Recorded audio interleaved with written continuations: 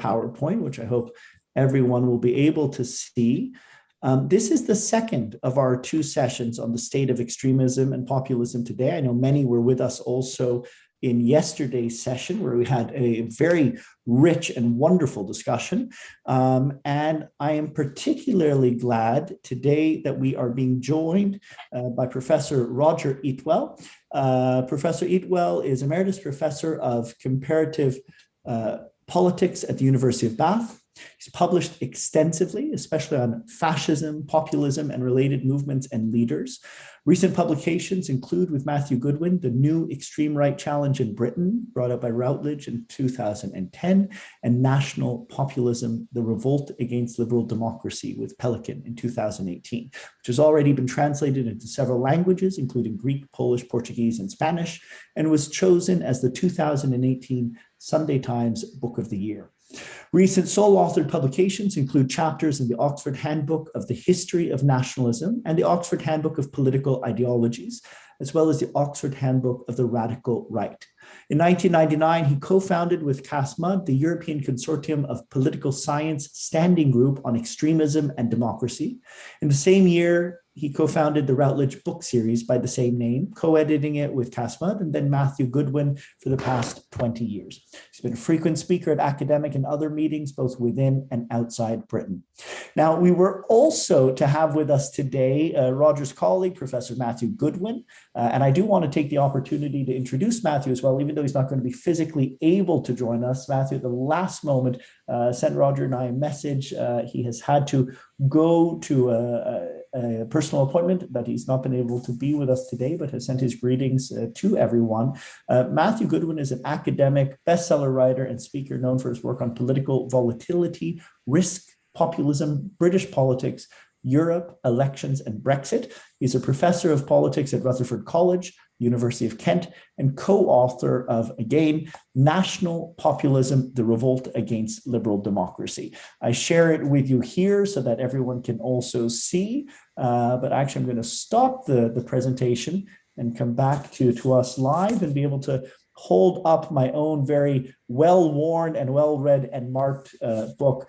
For me, it's a particular pleasure, Roger, to be able to welcome you here today to share both building upon and drawing out from what you have written in the book and also carrying it forward. I consider this to be one of the seminal publications in our field in the last decades, and it approaches many critical issues when discussing populism, helping to challenge myths and really going into evidence-based to understand what actually lies behind national populism as we see it today, discussing that concept and what are some of the drivers, dynamics, and manifestations. I will not speak anymore. I prefer to turn the floor, the microphone over to you, but simply to say thank you once again for joining us. Very much looking forward to the discussion ahead. Well, thank you, Kai, and thank you for inviting me. And Matt sends his apologies that at the very last moment he literally had to be somewhere else. Now, Kai has asked me if I would briefly begin by setting out some of the main themes of our book, National Populism, The Revolt Against Liberal Democracy, and if I have time in my opening remarks, just to update it, because the book was published at the end of 2018, which means we finished it in June 2018, and clearly a lot has happened since. So clearly there are going to be some major questions about whether we would have altered anything if we were writing today. And I think given that many of the people listening will be policy specialists, I know you're not all policy specialists, but many are. The book is not primarily about policy. It's primarily about what is driving populism forward and whether those forces are likely to maintain their strength, though clearly that analysis has relevance for how we should respond to populism. And I think I should also stress very much that the book is about what we see as populism, not the far right more generally, because the far right more generally normally includes very violent groups, and we see populism in general as something separate from the most violent groups on the right. Now, populism clearly is a very elusive term, as you all know, and it's been applied to a lot of people, sometimes and quite frequently in a pejorative way. It's often a term of abuse. And in fact, very few people in history have called themselves populists. Today, the term is used for a wide variety of people, differing in personality. For example, Donald Trump, a garrulous and macho character, very different from the parliamentary leader of the AfD, Alice Weidel, a more demure character who has a PhD in economics and so on, very different kind of personality. And populists can differ very significantly in terms of policy too. So if we look at Viktor Orban in Hungary, we see a man who openly proclaims his goal to be the creation of illiberal democracy. Whereas if we look, say, at Nigel Farage in Britain, Farage has been very critical of political correctness, but there's no systematic attack on liberal values, which are very strong in Britain. Now, let me just start by saying how we see populism, because I think it is important to give some kind of definition or at least approach. And we think that populism really has two sides to it, and I think it's important to look at them both together. The first is really a style or a rhetoric. Populism tends to produce charismatic leaders. It tends to produce politicians who offer very simple solutions to very complex problems. It tends to be Manichaean. It tends to demonize enemies. And in particular, it tends to deal in conspiracy theories, often based on very weak evidence. So we think of Viktor Orban in Hungary talking about George Soros trying to undermine Christian civilization through immigration and so on. This conspiracy theory is very strong in many populists. But we also think there's a more positive, if that's the word, side to populism. And this is a very simple, but we think a very powerful populist ideology. It isn't simply a style. It isn't simply a negative form of politics. It does try to say something positive. And we think there are three main tropes that come out in populist discourse. And this is something that links Orban with Trump and the very different kinds of personality and parties that we group together under the term populist. And these tropes very simply are, firstly, the belief or the claim that the will of the people should prevail.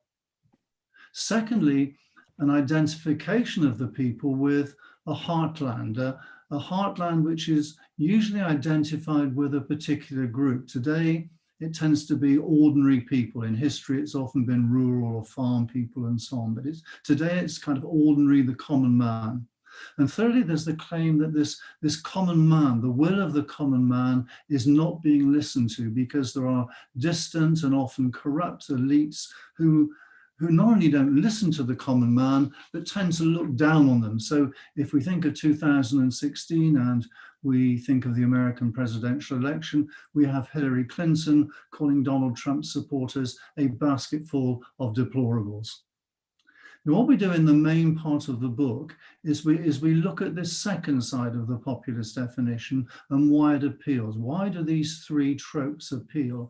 And we argue that there are what we call the 4Ds, 4 factors, long-term, deep-rooted factors that help explain why this ideology appeals. Now, I must stress, we think populism can be dangerous. I think it's very obvious if you focus on the style, the charismatic leaders, the conspiracy theory.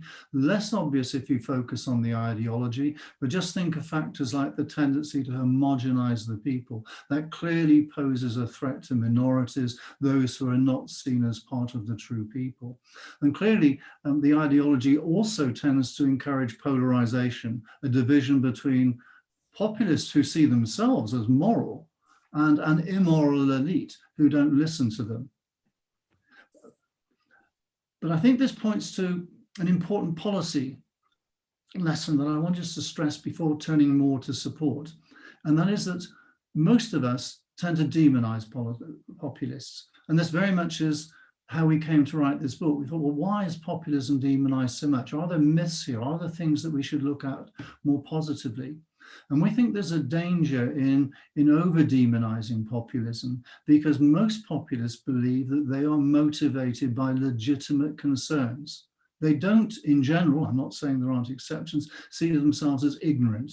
They don't, in general, see themselves as a basket full of deplorables. In fact, they're offended by this kind of literature. They don't see themselves as racist. They see themselves as raising legitimate issues. Now, that doesn't mean we have to agree with them. There's a big difference between empathy and agreement. But I think we need to understand where populists are coming from before we ask, how can we counter populism? I think there have been too many mistakes, too many myths in terms of how we understand populism. So let's look at these 4 Ds. The first D, the first big, deep-rooted factor driving populism is what we call distrust. And this is a growing gap between not all, but an important section of the population in Western countries and mainstream politicians and parties. And to some extent, this has always been there in Western democracy. I mean, it even goes back to ancient Greece, when if we look at Aristotle, there's a suspicion of democracy. That democracy tends to produce demagogues. It tends to produce masses who are easily swayed. And this tradition continues through Western thought. And indeed, much of modern democratic thought tries to limit the input of ordinary people who are seen as dangerous. This was very much true in the period after 1945, influenced by Nazi Germany, the rise of fascism. These were mass movements, popular mass movements. The Nazis were the biggest party in Germany in free elections by 1932. And so there's this fear of the masses, but on the other hand, a desire to be democratic. And this produces various ways of looking at politics that try to limit mass participation, particularly because it's felt that the average voter is rather unthinking, rather stupid, prone to being swayed. There's a very famous aphorism in the 1950s about Adlai Stevenson, who was a Democratic American presidential contender, very intellectual presidential contender.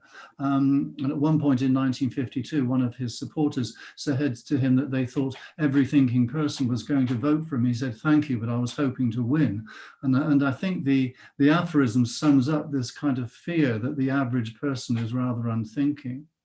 And what we've seen is really an extension of that, where democracies have increasingly become led by elites, especially educated elites. If we look at the American Congress, almost everyone in the American Congress has 1 degree. In many cases, they have 2 or 3 degrees. And increasingly by people who haven't come from the working class, either born into the working class or especially have worked in the working class. So if we look at Britain in recent years, only about 3% of the House of Commons comes from people who've worked in a working class occupation. About 7-8% of the House of Commons are lawyers and so on. So we produce legislatures that in some ways have become more representative. They've certainly become more representative of women, and they've certainly become, in most countries, more representative of ethnic minorities. You very much can see this in America. But what they've become less representative of in terms of direct representation is the working class. And I think what we've seen is a whole series of ways people respond to this, where they just don't trust politicians or even see them as very different. So just to take a recent British opinion poll, it asked people whether certain professions were trustworthy. And predictably, doctors come very high, nurses come very high. 90% plus people saying they were trustworthy. And politicians, 17%, not 17% thought politicians were trustworthy. And weather forecasters, and the weather in Britain, as you know, is very changeable. It's raining here in Bath today after being sunny for almost a month. Weather forecasters, 75% trusted politicians. So this first D is distrust, a growing distrust of mainstream politicians, a belief that they're distant, they don't come from the same class as ordinary people, they don't understand ordinary people, they even despise and look down on ordinary people. The second D, distraction. This is a belief that traditional communities are being destroyed. These communities can be working class, industrial communities.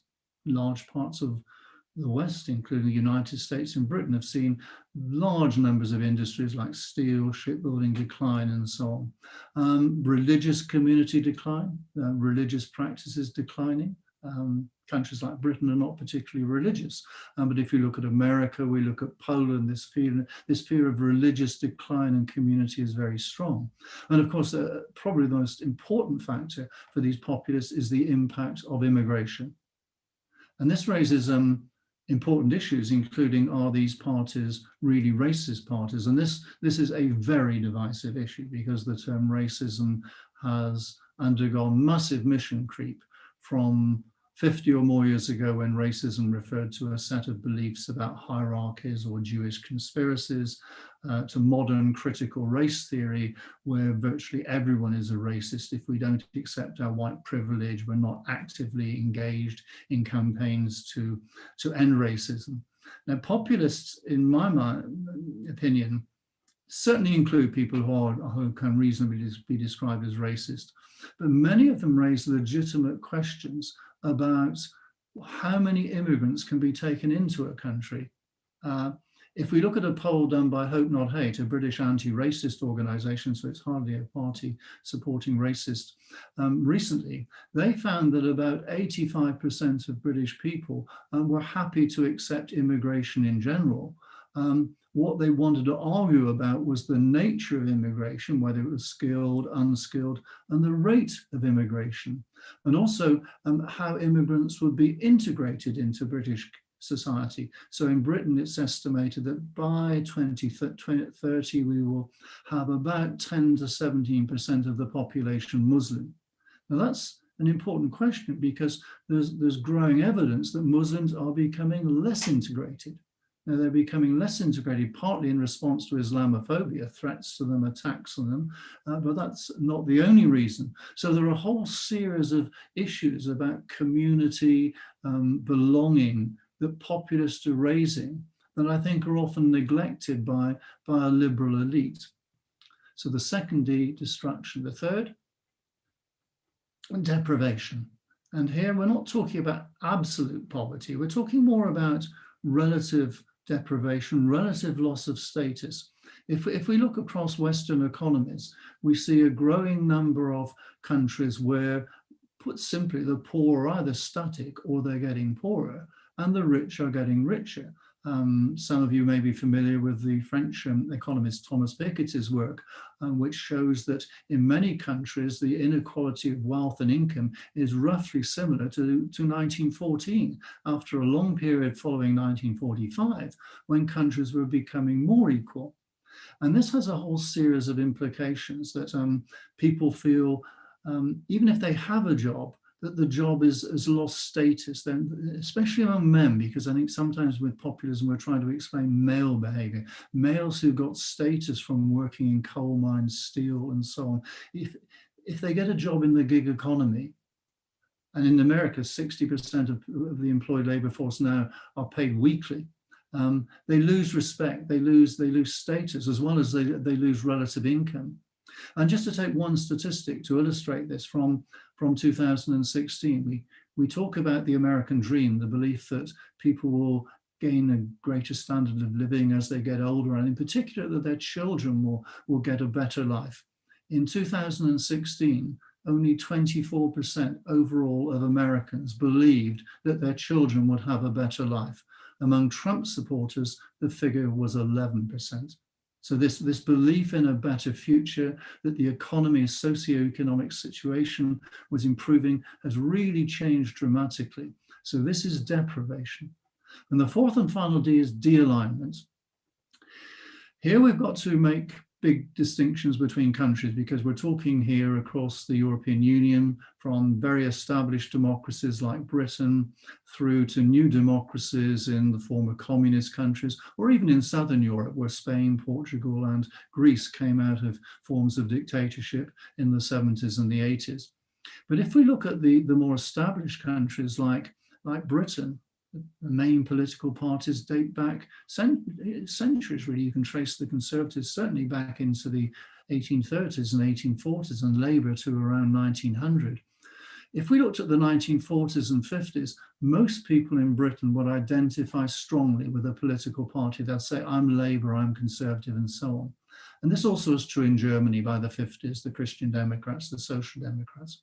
What we've seen in recent years is a declining number of people willing to identify with mainstream parties. and partly for the reasons, or largely for the reasons we've just been talking about, this distrust, this sense of destruction of community, this sense of deprivation, which they blame politicians, they blame mainstream politicians for.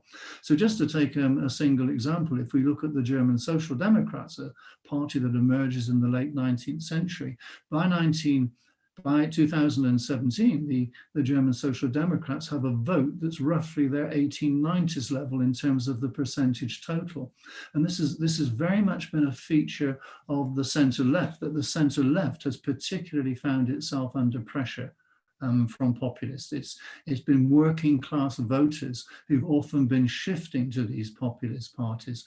So in spite of the image in the 1950s, when we had brief flurries of populism in Europe, like the Poujadists in France, who were largely a business, small shopkeeper movement, modern populism tends to be very strongly based in working class communities, not exclusively, but strongly based in them. Trump won in 2016 for many reasons. One is that he managed to keep much of the existing Republican vote that had gone to Romney in 2012. But a second was he made major inroads into working class former Democrat areas in places like the Appalachians, former Rust Belt states. So we argue in national populism that we don't have to agree with everything that populists say. In fact, we should really disagree with many things they say, particularly on immigration, which is probably the most sensitive and tricky of these issues. But we have to understand what is driving many of them, and the fact that many of them think these concerns about distant and corrupt politicians, the destruction of community, the inequalities that are increasingly pervading society are legitimate. And so attacking them head on, as ignorant, as foolish, as prone to believing in conspiracy theories, as racist, has to be done carefully. If they really are racist, or if they really are pervading myths and untruths, then they should be attacked. But we need a more empathetic approach to most of the voters. Now, we wrote this book, as I said at the beginning, in 2018. And a lot's happened since. And I just want to add a few brief comments about whether we've actually passed peak populism. We're actually in an era of decline, because if we're in an era of populist decline, then probably we shouldn't worry as much about it as if we're in a period where populists are either plateauing or even potentially increasing their vote. And during 2019-20, there was a lot of literature from academics and journalists saying that the populist wave had peaked. We were seeing the decline of populism. And you can see various examples of this in Austria in 2019, the leader of the Freedom Party, Strache, was caught in a sting where he thought he was dealing with a Russian oligarch, and he appeared to promise influence in return for money to help his party. This led to his resignation as leader of the FPÖ, also as deputy prime minister. He was one of the many populists in Europe who hold office in coalition, or in some cases without coalition, and his party dropped back very badly in the polls in 2019.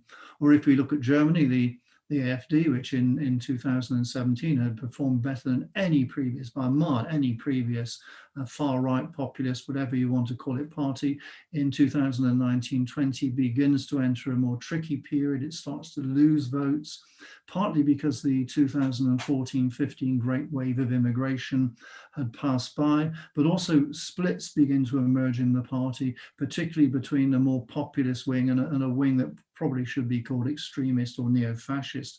And of course, as many of you will know, the German Office for the Protection of the Constitution has recently recommended that it should be officially monitored as an extremist party, one that is a threat to the Constitution, rather than a radical party which challenges the Constitution in some ways, but is not a fundamental threat.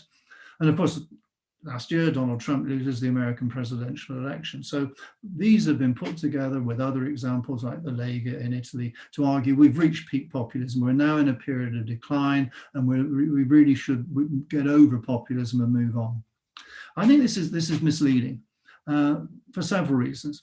I mean, one is, if we look at America and we look at polls in January, February 2020, I would argue Trump was going to win the election to the extent you can predict ahead. Trump looked like he had a very strong core support and was very much playing on certain issues like the American economy, which wasn't, I hasten to add, successful simply because of him, but it was helping him.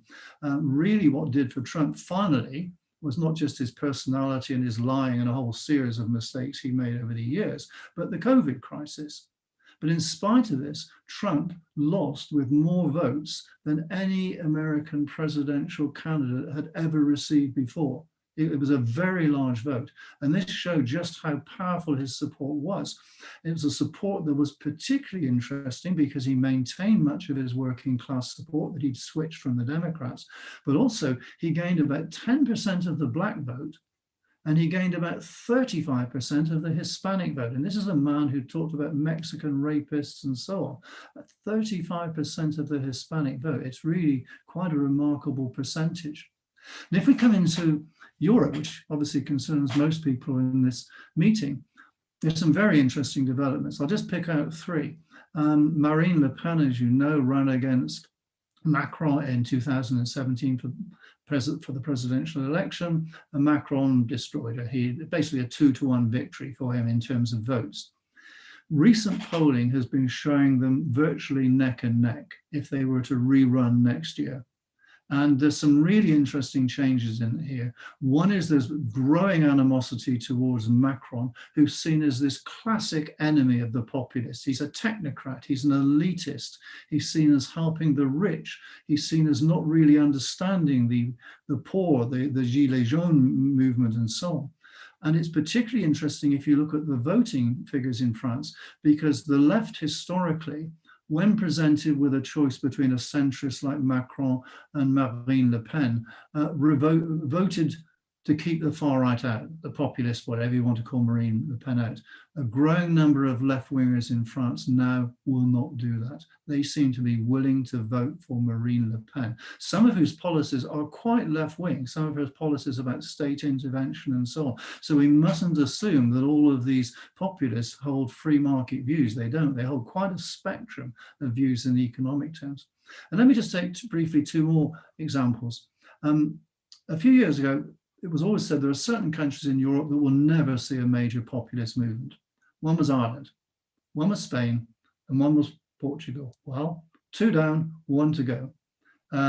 Spain, the Vox party, made a major breakthrough in the last 3 years.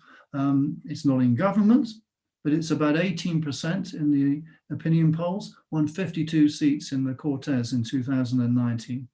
Portugal, after Spain went towards national populism, was thought to, Portugal won't go that way. A new party was set up by a television journalist, a football commentator called Andre Ventura. He stood in the presidential elections January this year, 11.9% of the vote. Okay, he didn't win by a long way, but this and Vox, these were countries were thought to be totally immune to the populist challenge. They're showing they're not. And this happened after the COVID crisis, because COVID was thought very much to be damaging for the populists. It was thought in particular to divert attention from issues that favored populists, issues like immigration. But what we have to remember with COVID is we need to look at COVID in the longer run. Firstly, COVID won't remain high on the issue agenda for long. And if it does, there will be countries where politicians who've done badly, mainstream politicians, will be blamed for things like poor vaccine rollouts. Obviously, politicians could be praised if they've been successful. But let me pick 2 other points. Let's look at America. Biden's doing well at present in polls, though not well as well as some of you may think. But already rapidly rising up the agenda in America is immigration. Why? Because in March, the greatest number of immigrants crossed the southern border in the last 20 years. And this is a big issue for the Democrats, because the Democrats are very much split between a radical socialist wing that almost believes in open borders and a more moderate wing, which is quite close to more moderate Republicans. It is happy to accept immigrants because America needs them, but it wants to control it in some ways. So this immigration issue is really an explosive one, and it could easily come back in Europe as well. We only have to look at the agreement with Turkey, which is a very fragile agreement, and the instability in the Middle East, population growth in Africa, a whole series of factors why immigration is likely to come back. Well, just one final point about COVID. All of the evidence that I've seen on COVID is that it's particularly hit in socioeconomic terms, the poorest and the weakest and the least educated. It's also tended to hit the youngest. And in spite of the myth that populists are, in general, relatively old voters, if you look at countries like France, if you look at countries like Hungary, there's often been young people voting for these parties as well, often because of economic situation. So I think if we look ahead at COVID, rather than its immediate impact, I think its immediate impact was to push down the agenda issues that help populists, and to push up the agenda mainstream politicians, governments, scientific knowledge. I think the four issues that I've called the 4Ds, distrust of politician, destruction of community, especially inequalities, deprivation, and a de-alignment from mainstream politicians, will return. So my argument would be, as a concluding point to my opening presentation, the 4Ds that we present in our 2018 book remain relevant today. And although the pattern of populist support remains up and down, it always has been. The French National Front went up and down in support. The underlying forces driving populism remain very strong, and therefore we need not only to understand them, but we need to pay careful attention to how to respond to them. Thank you. Roger, thank you so much for that superb, succinct bringing together of key ideas which you and Matthew delve into in great detail and depth within your publication, National Populism. An excellent summary and overview and bringing together of the core discussion there. I know that we're going to have many colleagues and participants who would like to raise questions, engage on particular aspects or share views from their own contexts. We're going to open for that in just a moment. But before we transition to the open discussion and interaction, I'd actually like to ask you one question following on from where you end in the book and following on from where you've taken us now. You mention a number of times, so actually, right now in your presentation, you spoke about how sometimes political commentators, analysts, many in the political class, when you have a single result, so say, for example, when Macron won the first presidential election he did in France, you saw in newspaper headlines all across Europe the pronouncement of, now we've turned the tide on populism and right-wing movements because Macron had won. And there's often this reaction and inflation of the expectations that now this will lead to all the problems disappearing. And exactly as you've just shared with us now, it doesn't. These problems are deeper. And while the particular manifestations or dynamics may change somewhat at times, they don't just disappear because one party may have won this election or another. And also in the current moment with COVID, in fact, when you look at the impact, the differential impact it's having on people who have lower incomes, on more at-risk and marginalized communities, on the youth, on many demographics within our societies, you can see that this could, in coming years, give rise to many further challenges, especially with an extraordinary rise in deepening that distrust in sources of information and politicians and many others. Now, that's diagnosis, that's analyzing and looking at some of the problem. But what you also mention in your book, you speak about the need for the rejuvenation of democracy. You speak about this moment after the Brexit referendum in Britain, where there was a failure to begin discussions about what gave rise to that and about the deeper issues that needed to be engaged with. And that's where I'd like to ask you to perhaps share a few thoughts with us now. What do you feel are those deeper discussions? What do you feel are some of the, what we need to engage with to begin treating these issues seriously and begin to really rise to the challenge?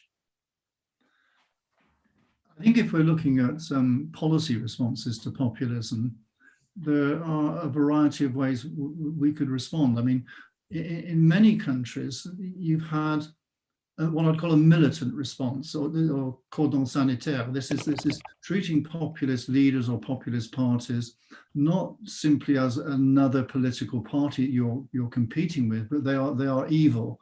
And they are beyond the pale, and you will not collaborate with them. So in Germany, there is no collaboration with the AfD.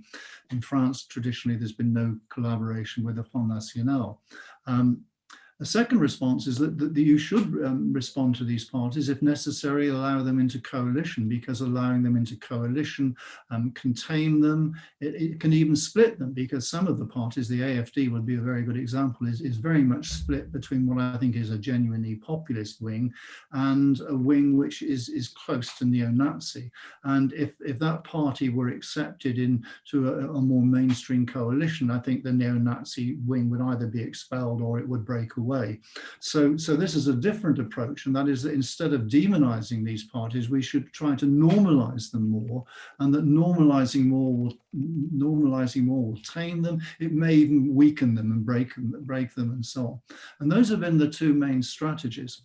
I think you're asking, though, a slightly different question, and you're asking what are the lessons from the 4Ds? And I think that the lessons from the 4Ds for me are relatively simple in at least two cases. The third is the most difficult, and the one that causes the most academic argument. The first is we need to revisit democracy. Democracy has become too elitist, it's too distant from the people, and we need to look at a whole series of new ways of engaging people and making them think they matter. For example, one of the things that populists most want is more referendums. Now, I'm cautious on that. I was a Remain voter in the Brexit referendum, like most academics, and clearly having a referendum on that issue was a disaster, especially in the circumstances we held it. But remember, referendums can take place locally. In America, America doesn't have national referendums. They call them initiatives. America has local ones. We could have one in Bath, where I live, and sitting here today, and so on traffic control. So I think we need to look more imaginatively at referendums, especially at lower levels where their impact isn't so dramatic as having ones on issues like EU. We need to look at things like the Irish Citizens' Assembly. I'm not sure how familiar everyone is with this, but they've been used in other countries. But Ireland had a Citizens' Assembly. It included 100 people chosen to represent a cross-section of Irish society. And one of the issues they discussed was abortion, historically a very divisive issue in Ireland. And this came up with recommendations and so on. More radically, I think we need to look at things like, if we go back to ancient Greece, classical ancient Greece, they had a policy called sortition. This is where people were appointed to certain posts by lottery. Now, there's been a massive prejudice against this in modern democratic thinking, because it thinks decisions are best made by technocrats, by experts, and so on. And I'm certainly not here to knock technocrats, experts, and so on, but a very interesting study was done by an American called Nicholas Carnes about decision making across a very large number of countries, about whether expertise really helped make better decisions for higher GDPs, less wars, and so on. And he argued, no, they didn't. And remember that if my son's a management consultant, and in management consultancy, there's a vast literature on how diversity makes for better decisions. Diversity is nearly always understood in terms of women and ethnic minorities. But I think we can make the same argument for government, that actually having a broader cross-section of people involved in making decisions, not necessarily in the cabinet or even in parliament, but in some ways making decisions, will make better decisions, and it certainly will make people feel they're more involved. I think the second, and for me relatively easy, though it may be controversial to some, conclusion from the 4Ds concerns the third of them. And this is that we need a new approach to neoliberalism. Neoliberalism weakened the state too much. What COVID has shown is that government matters. Government matters because governments like the British government invested large amounts of money in new production facilities, in research. Private companies matter too. most of the companies developing the drugs were private companies. But we need new ideas about big governments, government-private partnerships, and in particular, transferring money from rich to poor. The wealth of people, especially in America, the richest, but it's true in Britain as well. Britain is a very unequal country, and many European countries have become more unequal, including traditionally egalitarian ones like Sweden. If you look at Gini coefficients and the other things that economists use to study inequality, we need a sustained attack on this drift since the 70s towards a more unequal society. And I think you can see this in Biden's current policies. Biden may not be able to get them through. That's the problem. The next year to 2 years are going to be critical. But if you look at what he's promising, the 1.8 trillion program, the public works, the various benefits that are being offered, this is a completely different vision of capitalism in its home, America, in its key modern home, to the one offered by Ronald Reagan in the 80s. And I think those would be very crucial factors, those two, to stopping populism. The third and the most controversial area is immigration. Now, this is where things become much more tricky, because what you've seen across Europe is you've seen many parties on the centre right willing to pick up some of the policies pushed by populists and have used this to maintain their support. So if you look at Mark Rutte in the Netherlands in 2017, Geert Wilders was leading in Dutch opinion polls 12 months out from that election. He then came second after Rutte lifted a large part of his program. Kurz did the same thing to Strache in Austria. Before that, Strache had been number one in the FPÖ in opinion polls. You see it with Sarkozy in France in 2007 when he lifts a large part of the Front National's program. But this is a dangerous game because it can legitimize anti-immigrant sentiment. And it also, I've lost my picture. I'm not sure if everyone can still hear me. Yes, we still hear you. Okay, fine. Okay, great. So it's fine. Get my trap back. So this is a dangerous game, and also it's a game that on the whole the centre left hasn't been willing to play, because if you go back to my point about de-alignment, it tends to be centre left parties have been losing out. But where the centre left has been willing to play this game, they've often done well. You can see this in Denmark, where in 2019 the Danish Social Democrats come out with a program which is quite left-wing in economic issues, especially welfare and so on, but they lift the Danish People's Party, a large part of its program on immigration, and they've continued with this. Now they're in government. Recently, for example, they've said that they will not have areas of more than 30% of non-Western migrants in areas. And the Swedish Social Democrats, who until recently have operated really a cordon sanitaire against the Swedish Democrats, now look as if they're beginning to weaken that, because they realize immigration is a very tricky issue. But of course, as we've seen in America, almost any discussion of immigration, any discussion of ethnicity is a very loaded one. And certainly with responses to this book, the responses in general have been very good, but the attacks have almost all come from people who are supporters of what seems now to be called critical race theory, who say you're not hard enough on these populists, they're really racist, you've got to call them out as racists, and so on. Now that's going to make it very difficult for mainstream parties, even academics and others, to follow policies that try and steer a kind of middle way on immigration. This is good immigration. These are the number of immigrants that we can handle, we can take into a country. On the other hand, these are ones we have to be more careful of, or we need to spend more money helping these countries, which is Biden's policy now. It seems to be, as well as allowing more immigrants in, they're going to spend more money in Latin America trying to stabilize those countries. I suspect that's a lost game, and many of those countries are failed states. It's hard to imagine that any conceivable amount of money will stop the flow of migrants. So I think that the migration, the immigration policy issue is the big battlefield, and it really is the $64,000 question that I wouldn't like to offer a simple solution to. But thank you so much for beginning to at least look in some of the directions very important to think through, and raising exactly that, the very difficult questions and policy issues that need to be engaged with, that are challenging to do so at this moment. We're going to open up for questions. A number have been written in chat. Joanna, I'm going to ask you in just a moment to share your question with us. I just want to introduce and let people know what is coming ahead. So after about 15, 20 minutes of questions and discussion interaction, we'll have the opportunity to go into one of three working groups where we will invite everyone to choose what is the topic most interesting to you.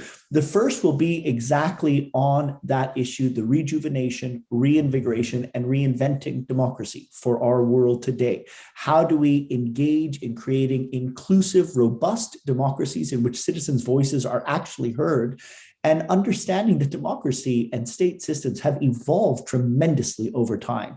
We are not where we were 400 years ago. We are not where we will be in 20, 40, 100 years from now. But how do we do that? And how do we, as people have been discussing through EUPrevent, also engage in reinvigorating authentic democracy in Europe today? The second working group is going to be on the last point that was raised by Roger.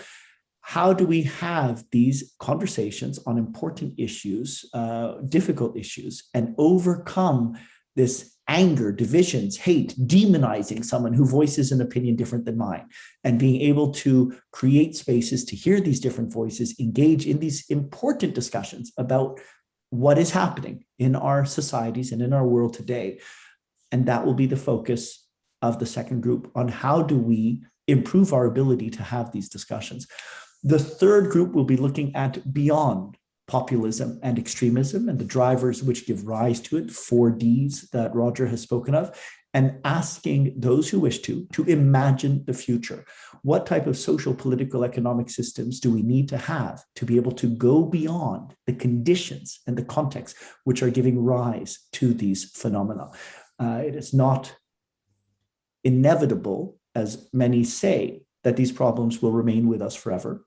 We want to invite you to imagine what would it look like to be able to get to a point beyond them. But before we go into those three groups, we're going to have a space inviting everyone, raise the questions and the views that you would like to, following on Roger's introduction and his presentation. And to begin that, I will invite Joanna, please. Hi, hello. I have two small questions and one information. Unfortunately, Chega from André Ventura has reached the government, and he's now in a coalition in Azores. So Chega is officially, so the far right has officially reached the government in Portugal, although it is in the autonomous region of Azores. Second question, I would like you to ask you, how do you see the example of Brazil, considering that you said that democracies have been led by elites, but the Brazilian example, it's particularly singular because it has been led by Lula da Silva, almost extreme left, and now Bolsonaro, almost extreme right. And finally, and to me this is the most interesting one, because it's something that I'm working on right now. I've been observing a network trend amongst populist parties in Europe. So what is now being possible to observe is that, for example, Marine Le Pen, Salvini, Ventura, Viktor Orban, they have been working in a network, also with interventions from Steve Bannon, for example. So I would like to ask you if there is a network, a new populist network that is promoting somehow this new type of populism, and if this network is linked not only to the fears of migrants. I can see that trend in all populist parties, but the strongest element that I see amongst all the parties is the need to highlight a Judeo-Christian matrix that is linked somehow to the European identity. So my question is that, do you see that network operating right now as a new form of populism? And as I mentioned, Steve Bannon, how do you see this transatlantic link in reinforcing and supporting populist parties in Europe? Thank you. Okay, good questions. Thank you, Joanna. Very broad questions. Brazil, I mean, I must stress, although the Brazilian edition of the books come out, and we did lengthen the Brazilian edition by about 6,000 words. I'm not an expert on Brazil, but a couple of points. Bolsonaro was a relatively minor politician from a fringe party who really came out of the blue, and he won really against a background of massive allegations against Lula and the governing party in general. And although Lula's recently been released from jail, that was more on a technicality. It remains unclear whether he could be found guilty or not. He'd been tried in the wrong jurisdiction, as I understand it. And that the key issues in the Brazilian presidential elections were corruption, violence, and so on. And that it was a very, I mean, there's no comparison between Brazil and any European country in terms of that kind of violence, the favelas, the immense poverty, and so on. And in particular, the vote for Bolsonaro largely came from the middle classes and largely supported by people who are educated. Now, if we look at Europe, people with higher degrees almost entirely vote against populist parties. And one of the points I was making, and this is true very much of Chega in Portugal, is it's not only what you might expect, made a penetration into the middle class, they've penetrated into working class communities. So Chega's has made some penetration into former communist areas in Portugal, like the Alentejo and so on. So I think Brazil is different. I think what you've got with Brazil is a style issue. You've got this charismatic, macho character making simplistic solutions, you know, COVID's not really a threat, dealing in conspiracy theories and so on. So I think that's where there's a lot in common. I think the more substantive issues are actually quite different to a lot of the European countries. And I think in a way, Brazil's interesting, but it's different. Your question about networks. There have always been attempts to create networks between these parties going back certainly to the 1960s and 70s when they were much smaller, but the French National Front set up in 1972, the Italian social movement existed before that, but they've always been plagued by divisions because there are so many differences between these parties. And even recently, some politicians don't want to appear next to others. So Jean-Marie Le Pen, Marine Le Pen's father and predecessor, many would not deal with him. Pim Fortuyn, who was the first Dutch national populist, assassinated in 2002 by a left-winger after his party had made the first breakthrough for national populism in the Netherlands, stated that Jean-Marie Le Pen was a racist and he would never vote for him. So these parties have lots of divisions between them, and they're also divided on religion. Vox, I think, is genuinely a party with a strong religious side. It's got a very strong Catholic traditionalist side. But if you look at some of the other populist parties, Nigel Farage in Britain has no significant religious side. And others are simply using the Judeo-Christian tradition as a way to attack Islam. So I think we need to distinguish between genuine synergies where they have similarities in policies and where they are using a language that they think will help make them more legitimate. So trying to talk of defenders of a Judeo-Christian tradition helps create an image of Europe which doesn't have Islam in it. And I think the differences between these parties are still quite strong, and they will find it difficult to collaborate strongly. Though, of course, they have incentives to collaborate because the European Union's Parliament gives benefits to parties that form, is it 7 countries and then you're a certain size. So there's an incentive beyond their divisions. I think Steve Bannon's just a red herring. I think Steve Bannon's largely in it for himself and clearly has funding. But I don't think many populists in Europe take Steve Bannon very seriously.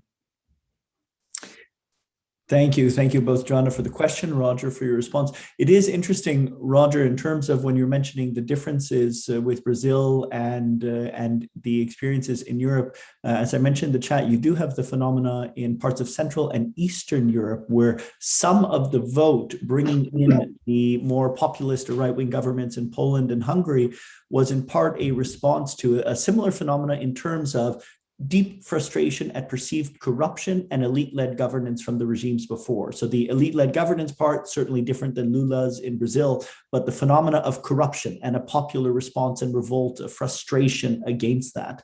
Also in the region in Central and Eastern Europe, you definitely have a growing phenomena along the lines of the identitarian movement, where you're having this combination of populists who speak in defense of Christianity, both from a specter of Islamic takeover of our countries in Romania and Hungary and Poland, but also the threat of the non-Christian West, the decadent European Union and West and their elite policies, which are trying to destroy the culture and the homogenous, pure identity here in the region, as it's spoken of by academics, journalists, politicians who are aligning with this. We have many more questions. One is by, just moving up here, Anna Kurula. Anna, would you like to give that directly or shall we read that out for you? It's your choice.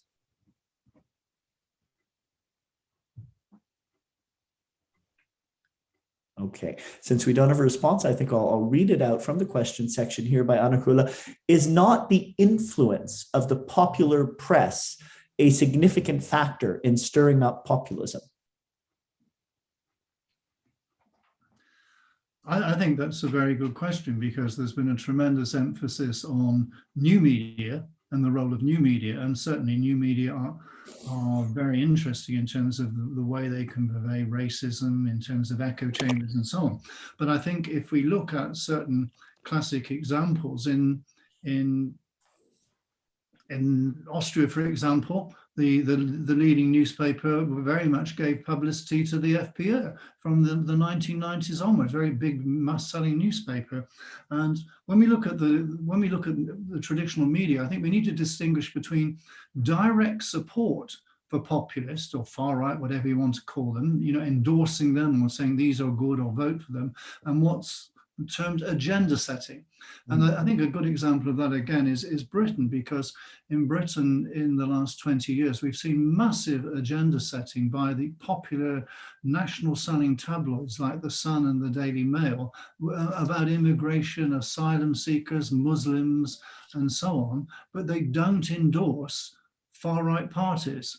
So I think if we looked at the media, I think the media are very important in some countries in setting an agenda that has helped these parties. And I think also we've been talking very much national politics, but I have done work over the years on local politics in various countries, France and Britain and so on. And again, it's interesting sometimes to look at local newspapers and local media. And often local newspapers have been even more irresponsible than national newspapers in setting agendas, partly because these local newspapers think they should reflect local opinion, and there are ways to manipulate them, write letters to the editor and so on. And many of those have been vehicles for, particularly for anti-immigrant views, and also in anti-immigrant mythologies. There are far too many immigrants coming into this area. So I think this has been a neglected area recently. All the emphasis on the media has been on new media and echo chambers and so on. I think there's a lot of work to be done if you're a recent historian about the role of national and local mainstream media and how they have responded, particularly to the arrival of immigrants or the potential arrival of immigrants.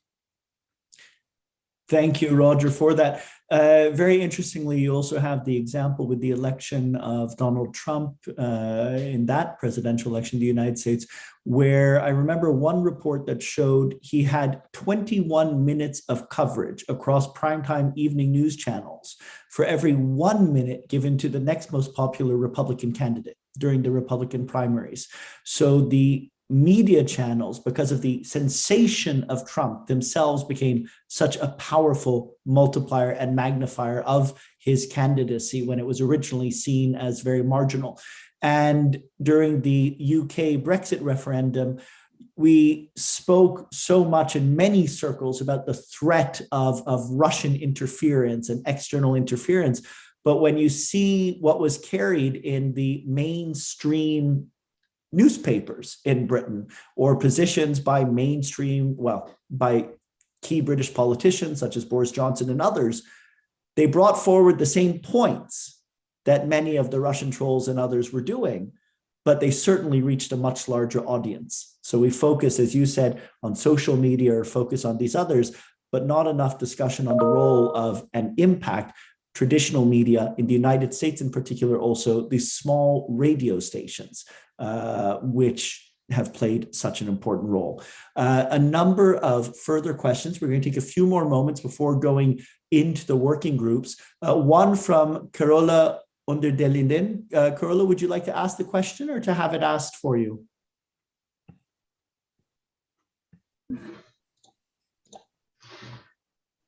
Please feel free if you wish. I could read it out, but maybe you would do it better. I was interested in distrust, because that's, I think, a big thing also in the Netherlands right now. And people are saying, yes, many of the politicians are just incompetent. They on several aspects. So I was wondering if you would agree with the idea that this incompetence of politicians is a driver for distrust, and also, if that's true, how can we work to improve the quality of politicians? Because I think it's almost a systemic thing. But I was wondering, I was curious about your ideas. Okay, I mean, the trust thing is quite an interesting thing, especially if you're an academic political scientist. I was in a seminar in Lisbon a couple of years back, and an expert on trust said, look, if you look at surveys of trust over the last 30 years, the people who are distrustful hasn't actually changed that much. And that's true, but I think what's happened is if you asked 30 years ago, do you trust politicians in opinion polls or a focus group? People would say, no, we don't really trust them. They'll pursue their own party's interests and so on. But I think what you've seen in the last 20 or 30 years, and it's especially true in Eastern Europe, but I think you can see it in Western European countries like the Netherlands and Britain, which in general have been well governed in recent decades, is a belief that politicians are in some ways corrupt.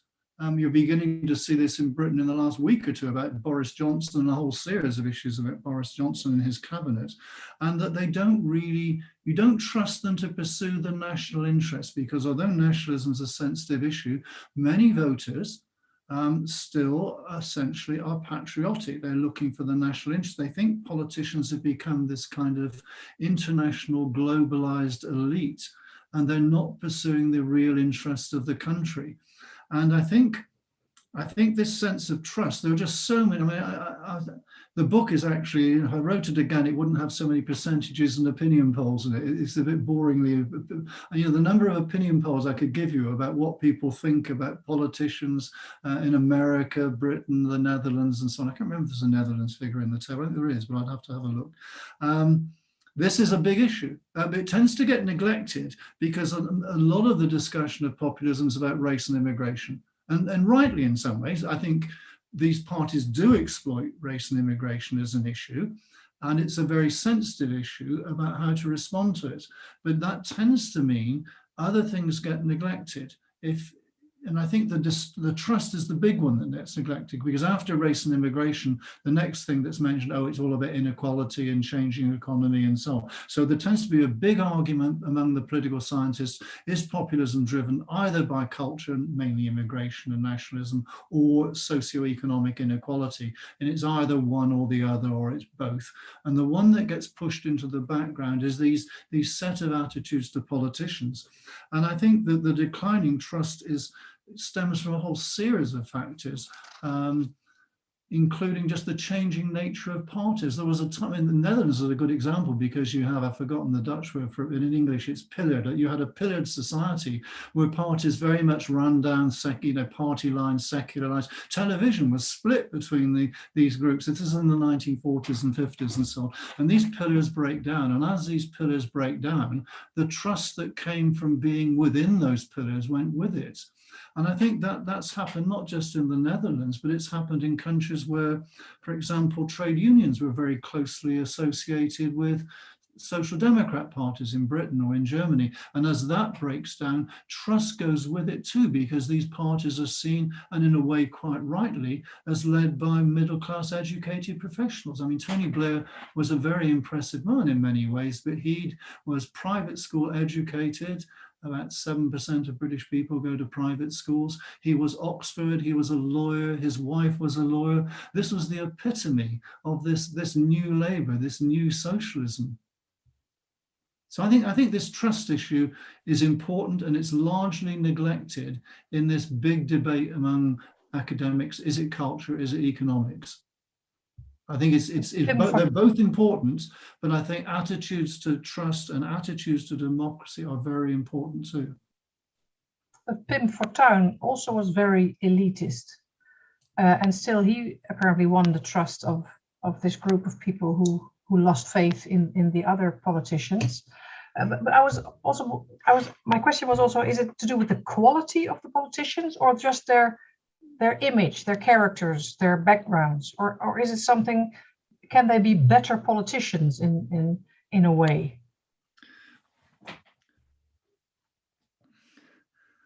That's a very, I think most people struggle in how they would judge a better politician. I mean, the simplest way probably is in terms of whether their policy preferences are delivered. Does this politician or does this government deliver my policy preferences? So for people in most Western countries who've been living on static living standards, they're going to say these politicians aren't delivering.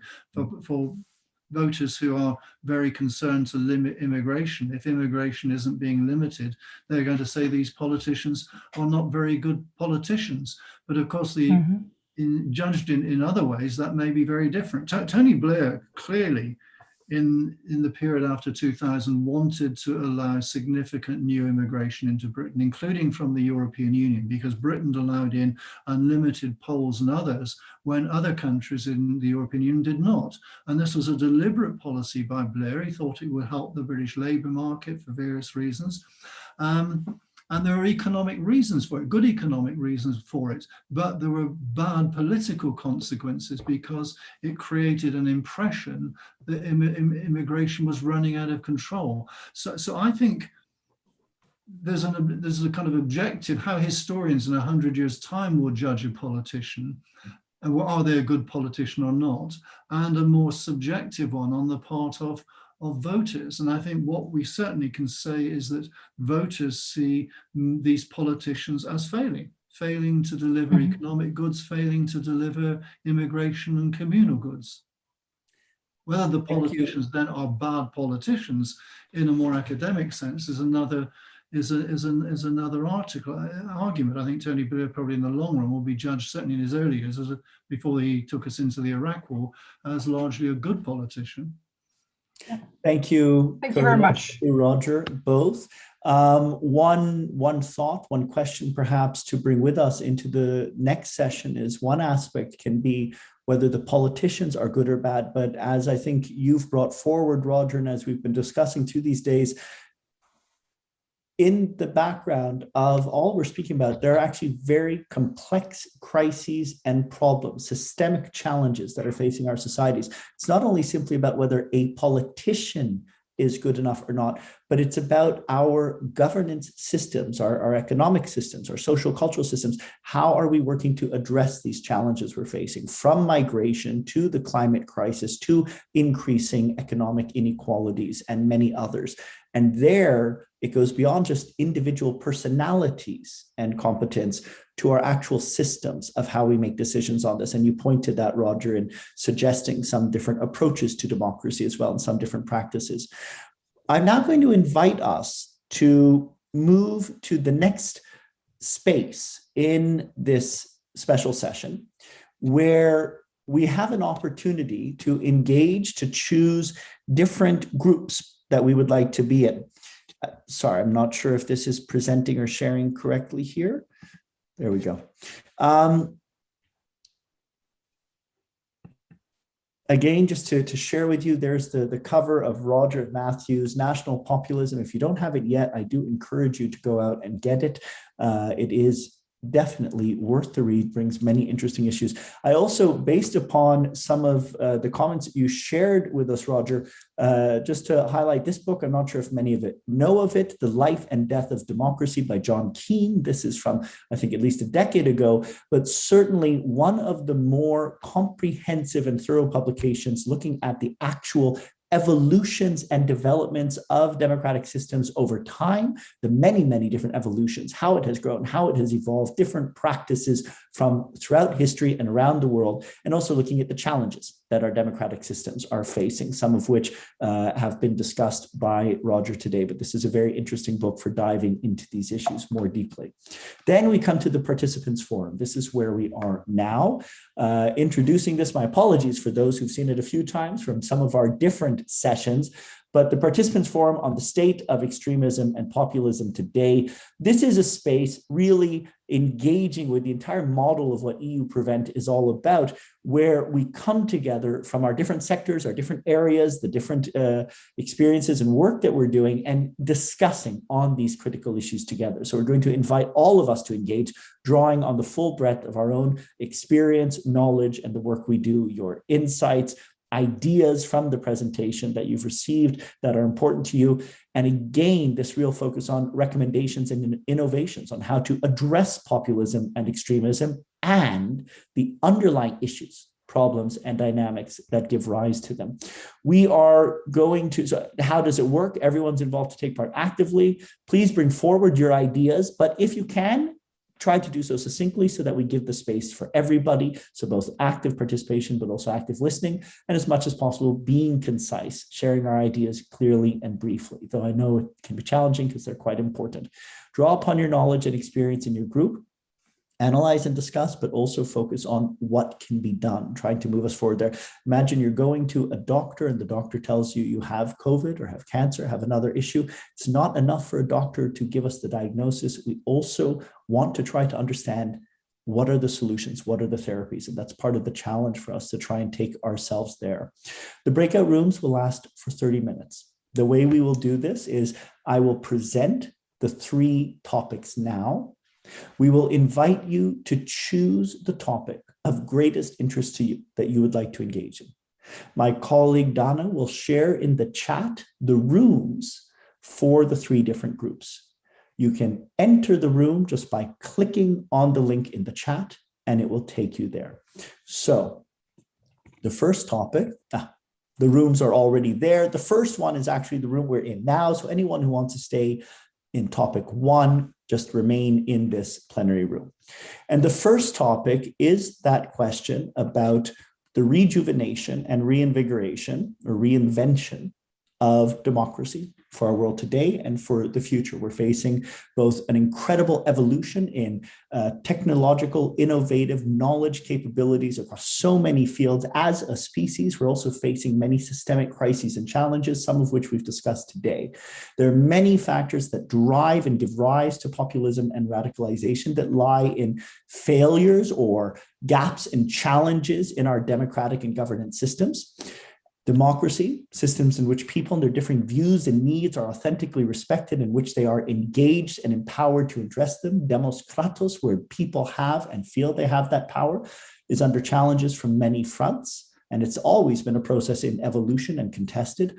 In this group, we invite you to discuss briefly those challenges. We've already spent some time on them, but to hear from each other if we wish, but to give the majority of our time to discussing how we can engage as citizens, academics, policymakers, practitioners, people from any of our different backgrounds within our countries and across Europe to reinvigorate, rejuvenate, and reinvent democracy for our world today and our world of tomorrow. And I remember input from Gheorghe Tatar from the Budapest Center for Mass Atrocities Prevention earlier today, speaking about the need to build again a movement or an engagement within our countries and across Europe to bring forward a more robust democracy to address these challenges we face.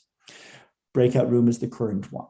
Group 2, this aspect of addressing anger, divisions, and hate, and creating space for dignity, empathy, and respect.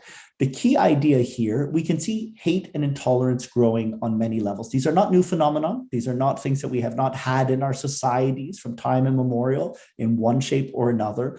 But whether it's about on social media spaces or the narratives of elected leaders and elites, what we find in traditional press or others, there is certainly a strong space taken over by hate, intolerance, and anger to those who are different from us, those who disagree with us, those who hold different views or who live, act, or behave in ways we don't agree with. And this is absolutely not a phenomenon that is the domain of only one branch of any political spectrums. It's not something that's just of the right only or exclusively. The intolerance towards anyone who has an opinion different than mine is something that we're seeing come up increasingly. The inability to have difficult conversations with respect and engage on challenging issues, being able to be open to very different views and to together try to find solutions. So in this group, we're going to ask us to try and look at how can we build spaces of respect, common ground, and the ability to have discussions on issues we disagree on and live with differences without hating or delegitimizing the other. And that includes without demonizing and ridiculing those who vote for groups we don't agree with or who hold different views than us. I think what came forth strongly in Roger's presentation and Roger Matthews' book, often the disdain which is voiced by many in government towards those who hold different views. The third group is an act in practical imagination, envisioning the future beyond populism, extremism, and the drivers which give rise to them, the 4 Ds that Roger has discussed. People often speak as if populism and extremism or the problems in our governance, social, political, economic systems that are giving rise to them will be with us forever, that they are inevitable and unchanging, we'll always have these problems. But we have seen tremendous change throughout history. We have continued to have problems, but they change, they transform, we find solutions. Do these have to be there? In this group, we'd like to ask you to imagine political, economic, and social futures. What can our social, political, economic, cultural systems, spaces look like in the future to take us beyond populism, extremism, and the factors which give rise to them? This room is an exercise in political, social, cultural, economic, human imagination and envisioning the future in order to give rise to it. So if you would like to join the first group, remain in this room. If you would like to go into the second working group, please click on the link for breakout room 2, which I believe my colleague will have put into the chat space. You should be able to simply click on that link and go to that room. If you would like to join group 3 on imagining the future, please click on the link for breakout room 3. If you are not able to join immediately when clicking on the link, that could be because my colleagues are opening the rooms and getting into them. So please just give it a moment as they do that. And we can now then click on those rooms and go into these 3 different discussions.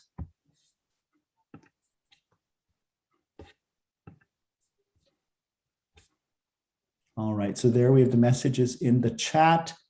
Kita, the links will be active in just a second. Dana, Isabella, if you can each be in those rooms to open them. Yes, Anna, not only hard choices, but 30 minutes in which to address them. So these conversations deserve much, much more. And next year, we're hoping that EUPrevent will be able to be in person so that they can continue through the evenings and beyond. And last night, I was also imagining a new event on EU solutions, which will help us to come together and really focus at solutions on the myriad of challenges we're facing across the European space. So we're now going into the different groups. If you're still with us, that is a de facto choice for group 1, looking at the reinventing of our democratic and political, economic, social systems, but especially the focus on democracy. So I've spoken far too much through these last 3 days. And what I would really like to do is just invite to open the floor for whoever wishes to share thoughts on this. Please, again, try to do so succinctly so that we can give space for as many as possible. When speaking, if you could also just introduce yourself very, very briefly so we know who's sharing these thoughts. And I would invite people to turn on your cameras if you want, so it can be at least a little more together and seeing each other. So who wants to help get us started?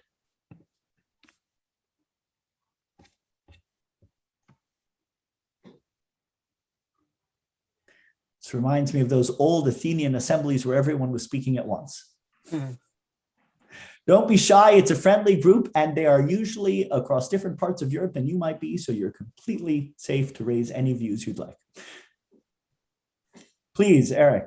Yeah, maybe just to get things started. So I'm Eric Poinceau. I'm a PCV coordinator for the city of Strasbourg in France.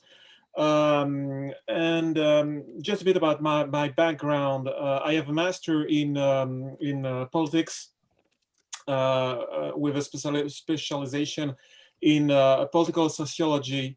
And at that time, in the history of the French regime, we were taught that in the 19th century, you had to teach democracy. It doesn't come naturally. We had to teach people to be Frenchmen first, to be French citizen, and the state had to teach them the act of voting, for example. It's not a natural act.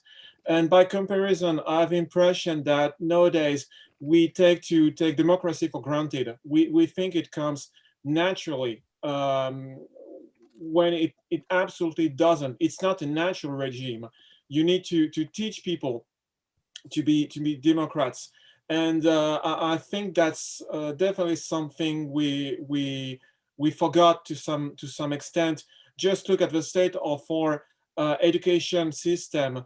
We want people to be productive, so we teach them to be productive in our economic system. But I think the citizenship aspect of education definitely comes second or third even. So I think if you want to reinvigorate democracy, you definitely need to invest a great deal into education, both formal and informal. It doesn't just happen in the classroom. It also happen in civil society organizations, youth clubs, community centers, various local associations, and so on and so forth. But I think that's definitely something we lost somewhere along the way, because maybe I would add a fifth D to the 4D that Roger mentioned, and that would be disillusionment, the thing that we take democracy for granted, and when it fails, because it always fails, we think that it's an inherent failure to democracy, whereas the problem is more that somewhere along the way, people forgot how to act correctly in a democratic system just because we didn't teach them, basically. Thank you, Eric. Let's just open up and have a vibrant and live discussion. Carola, you were about to speak. Thank you, Eric. I agree completely with you. If I think about a proper democracy, you have to have voters who know about democracy and who know the topics. I think the right to vote brings with it sort of a duty to know things about what you're voting about. And in the Netherlands, there was a survey, and I think children below 15, some percentage didn't even know that we were living in a democracy. So that was sort of, oh my God. And as I was saying before, I have my doubts about politicians, and not just the decisions they're making, but also their, I'm not sure if I can say this, but their general intelligence and knowledge and their work ethics, and if they're representing their party, but also really trying to make my country better, or if they're just there to to show off and to be important and to sort of serve themselves. And if I look at this unholy triangle from Cohen about moral panic, like the public, the politics and the media, they all sort of feed into each other. And if you have a public who's not trained to be a good voter, what Eric was pointing out, and you have politicians who, think, well, I'm here, I'm the elite, I've made it, I'm just mainly here for myself. And the media, which is not interested in the truth, whatever that is, but mostly interested in selling, then that's a concoction to ruin any democracy. Do I have a point? Do I have a solution? No. May I jump in? I'm Anna Korola. Absolutely, please, Anna. Okay, hi. Hello to everyone. Just to throw in a little bit more into the debate. I agree with you, Corolla, about the absence of well-educated politicians or well-informed ones and well-informed voters. I think that should be a minimum requirement, that voters are informed, at least, if not educated. But one of the things that I find missing drastically in modern society is ethics. The whole issue of moral issues, and people can't debate from a moral standpoint. It seems the values seem to have disappeared, and that's rather distressing. So to just throw in as a solution as well, coming from a biased point of view, because my background is politics, my degrees are in politics, international relations, but I also specialized in human rights. So I think as a framework which would work and which needs to be promoted much more, so this is coming with my strong bias, is the human rights, the international human rights law and the human rights framework, which so many people, I live in Britain, and I'm surprised at how few people know the essence of it. So I just wanted to throw that out as a framework that could work. Thank you. Thank you so much, Anna. You're welcome. Who else wants to follow on, add to the discussion? Yes, hello. I'm gonna put my camera on. I'm just a student. I'm just 21, so my opinion won't be that well developed or that well studied. But all of my peers who aren't into politics, I study law personally, they feel this great distance with the establishment politics. They feel that that doesn't affect them, and whatever they say, it won't come to them. And I have a general feeling that they are quite not involved. They're not quite educated. And yes, I think it's also their responsibility to get more educated and to go out there and find the news and read and study politicians. But I think that also established political parties should go make a better effort going out there and reaching those people and trying to actually explain to them what's happening in their politics. I think that's their responsibility. I think that people shouldn't have to go out there and find them for themselves. And I think I'm from Mexico, and I think we have this big gap of people who have just no idea, not even the name of their representatives. And the representatives know this, and they can play on this and just keep on the system going. So I think the responsibility is much more in the political establishment. So thank you. Thank you, Scott. Can I dive in as well? All right, just a few thoughts coming up for me. It's an area that I'm very passionate as well. Eric, I was just thinking about what you're saying about education, and I both agree very much and see challenges that I'd like to raise there. I think one fundamental element of education is learning by doing, learning by experience. And when we're speaking about democracy or problem solving, that's an important aspect of it. I always loved Marx's quote that the best teacher of the worker is the strike. You can have as many education classes as you want, political classes, pamphlets, everything, but it's when you're in the strike that the actual power dynamics come forward. You experience it. I've spent 25 years working in peace building on the ground in communities and countries affected by conflict and war. And one of the things you see is that when you actually enable spaces in which people are able to take part in together analyzing and making sense of the conflict, exploring solutions, when you enable the spaces for people to participate and to create the space where you can have dialogue and discussion together on difficult issues, then I think that is where we can best learn by doing. The challenge with, on the one hand, the importance of education is yes, it can be powerfully empowering. It can be radical. And you can think about Paulo Freire's pedagogy of the oppressed and using education as a way of empowering us to be able to take part, and also dealing with this issue that so many people feel that their voices don't matter, but also feel a lack of confidence, a lack of self-trust that they even have a right. Scott, when you were saying, I'm just a student, yes, and? You're a student, you're a citizen, you're a human being. Your voice matters, bring it forward. But we replicate these hierarchies of exclusion at so many levels. So if we're talking about some version or modern version of pedagogies of empowerment, of inclusion, of enabling, yes. If it's we elites need to teach uneducated populations about what they need to understand to be wise enough to vote, then that could just replicate some of the challenges of elite models. Democracy also, sometimes we're speaking about it as if it was somehow there in a rosy age and then now we're losing democracy.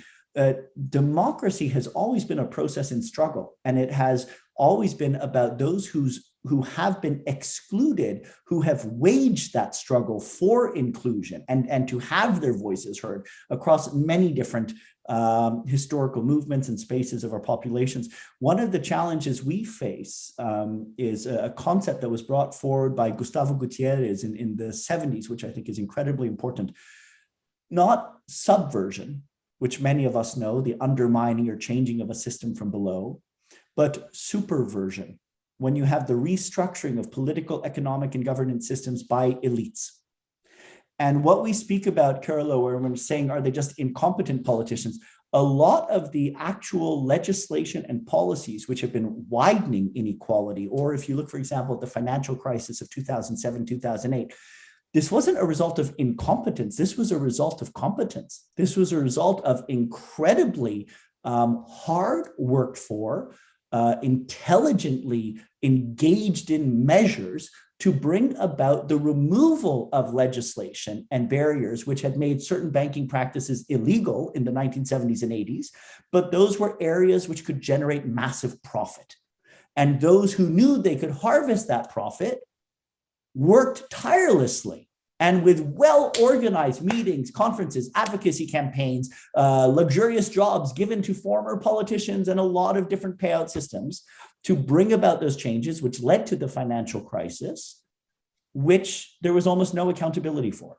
So it's not necessarily that the major problems we face today are because of incompetence, but they're because of the design of policies with the exclusion of the majority of populations, directions and interests which go different.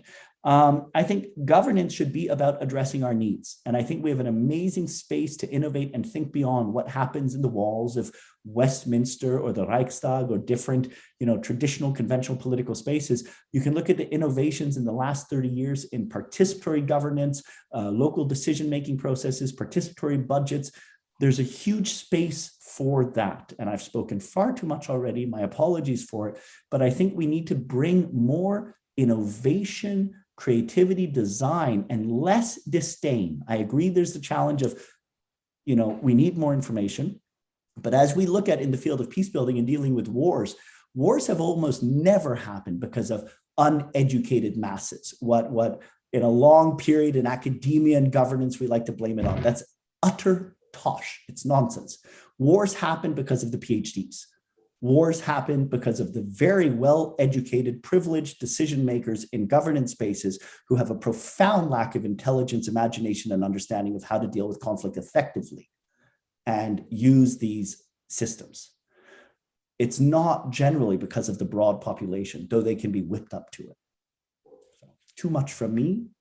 Shall we continue forward? How do we innovate democracy? Please, Julia. Hello. I don't know if it was already touched upon because I had to go to another call in the meantime, but I work also as a policy advisor for the Austrian government. So I work in politics and I see some of the challenges that you mentioned every day in my work. But one point that I wanted to touch upon is, for example, one of my topics is like integration. And I see that, for example, in Austria, we have one of the strictest systems of citizenship in the world. So there are many people who are not allowed to vote. They live here since, for example, the 80s when they came and they worked here very hard, and they were not integrated properly because it was like, yeah, the focus was on something else, and they were just like resources. Like they did their work, and that's why they could form like parallel groups. Or, like, I don't like this word because it's also used in a populistic way, but they could form groups and never really like include and be included in society. And so that's one of the things, for example, in the last election in Vienna, 1/3 of the people who live in Vienna were not allowed to vote because they have been sometimes living there since their birth. But it is so strict to get the citizenship. You need financial resources, you need the language, you need so many resources. And that's one of the things where like it's very hard because when you push this topic, it's not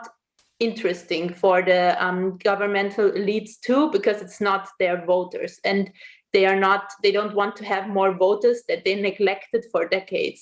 So that's why like I really see a democratic crisis when it comes to people not being even able to make their voices heard.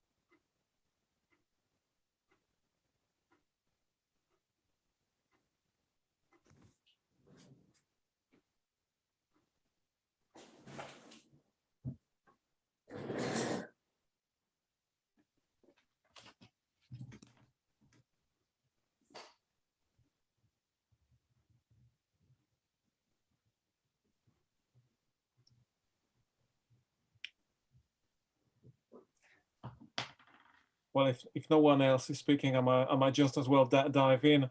I know it may not be a very constructive contribution, but I would like to highlight the difficulties of local democracy since I'm a city employee. And I've been working for the city of Strasbourg for over 10 years now. And for a long time, we thought that local democracy would be a good way to reinvigorate democracy, and we face and we've always faced serious difficulties and roadblocks. It's very difficult to involve people even at the local level for different reasons. There is an element of distrust even for local authorities. Maybe not as much as national authorities, but still, it's difficult to reach the right people. Sometimes the people who participate are not the ones we'd like to engage with, and it's always been difficult and still is not to be limited to the usual suspects. You want to talk to a diversity of people, and what you see when you've been in this field for some time, you see the same faces again and again. Quite often, retired middle-class people who have time and are interested in local political issues, and if you want to promote local democracy, your objective is not to have the same people participate over and over. And sometimes you see that these people wanted to be elected at a municipal election and they couldn't, and so they participate in local democracy as a, what would you call that? Well, it's a kind of safety net, a plan B. They could not get elected, And that's why they participate in local democracy to have their voice heard. So it's just, I know I'm being very pessimistic there, but it's just to point out that we'd like local democracy to be a solution to revigorate democracy as a whole, but it's not as simple as that.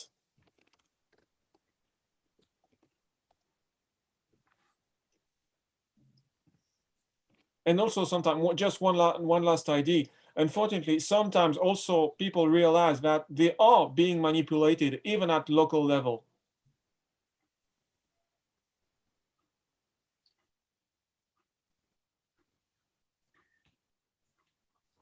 Again, opening the floor for everyone. Take part in the discussion, both in the full group, and if you feel more comfortable or wish to, you can write in on the chat as well. One of the aspects I would highlight also is absolutely agree with you, Eric. We're not only speaking about the local level. When you want to speak about democracy or governance systems, how we take decisions on the issues that are affecting us, we need to look at every single level, because if you just develop vibrant local democracies, but you still leave what's happening at national or global decision-making in the hands of non-accountable processes and ones that people are often very poorly familiar with. I remember my background before working in peace building was in political economy and very involved around discussions around GATT, the WTO, when we would engage with parliaments across Europe, across Latin America and Africa, many government officials did not know what was being discussed in the various WTO rounds. They often were extraordinarily poorly prepared.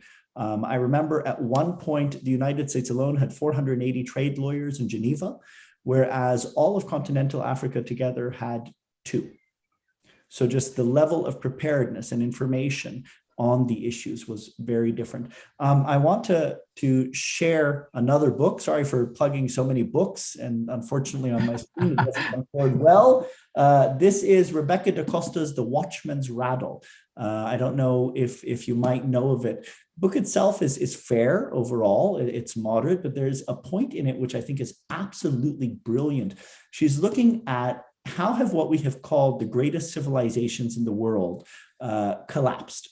This isn't a particularly original thing to look at. You can find the bookshelves in libraries, bookstores, airports filled with them.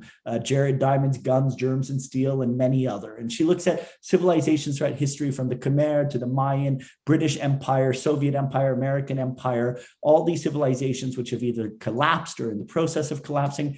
And she looks at how some people point to endless wars or governance corruption or destruction of natural environment, all the different answers they give. And as she reflects, yes, to varying extents, each of these is correct in different ways, sometimes weighted differently in different contexts.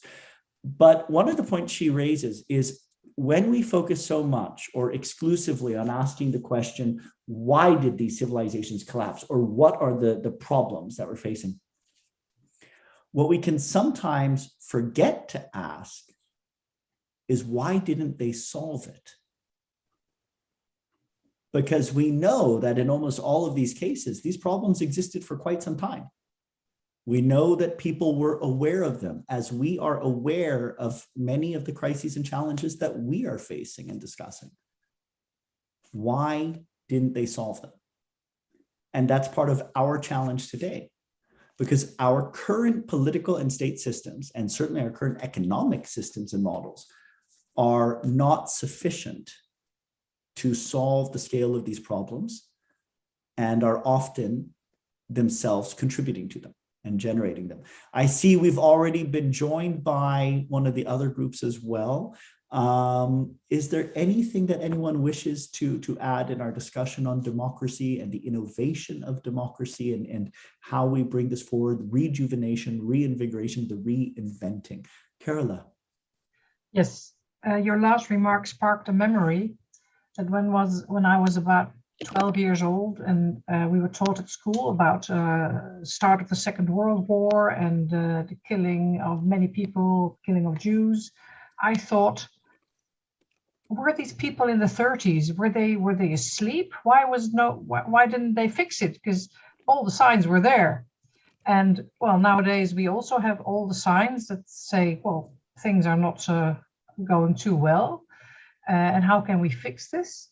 And again, this dichotomy in my head, like the one strain says, these mechanisms are too big. It's systemic. It's like a big train that's going in a direction, and it's too hard to change, which is very pessimistic and negative.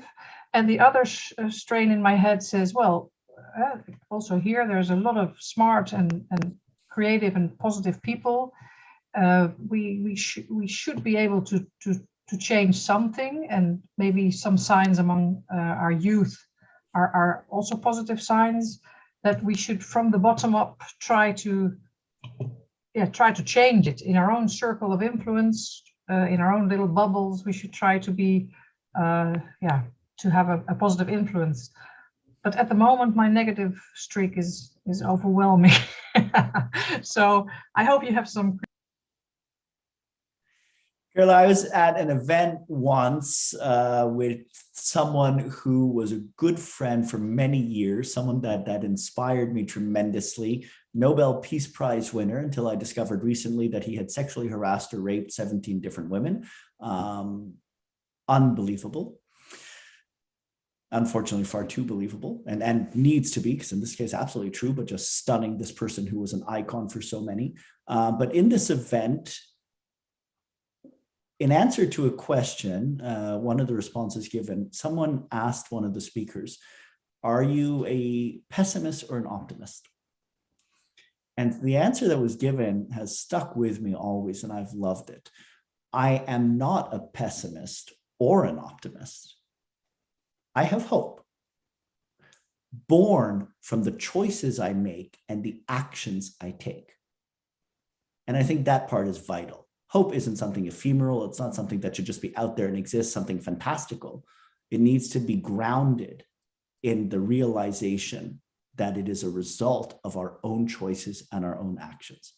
Those are not easy, but when you compare to the 30s, part of why this event is happening and all of our work at the Institute is every January, on the first day back at work after winter holiday, we sit together for a few hours and we discuss two questions: what concerns us and what inspires us, big or small. What are developments, things happening in the world or in our community?